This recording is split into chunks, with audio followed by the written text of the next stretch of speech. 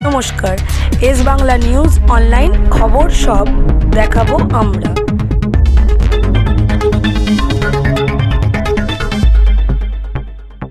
আমার অফিসটা চক্র দিয়েছে খান পরিবার, আমার অফিসটা চক্র দিয়েছে এবং রাস্তার ধারে বয়স্ক মানুষ, সিনিয়র মানুষ, মায়েরা, বোনেরা, দিদিভাইরা তারা নিজের গ্রামেও তাদেরকে মারধর করেছে, যাকে পাচ্ছে মারধর করছে।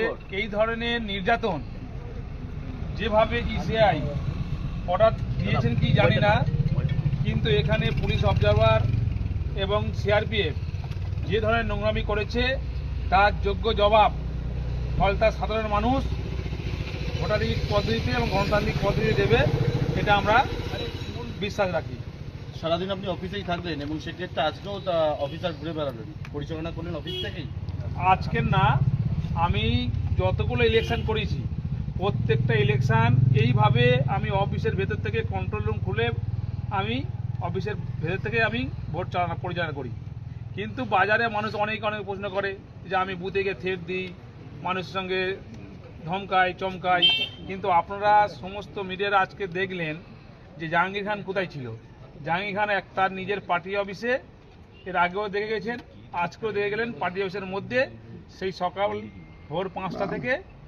আর আজকের এই পৌনে 6টার সময় আমি বেরিয়েছি নিজের ভোটটা দেবো বলে।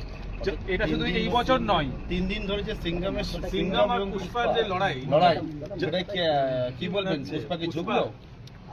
पुष्पा झुकेगा नहीं। जहांगीर जी, आपके यहाँ पे लगातार जयपाल शर्मा पैरा फोर्सेस को लेके चल रहे हैं, लाठीचार्ज हुआ है कई जगह पे।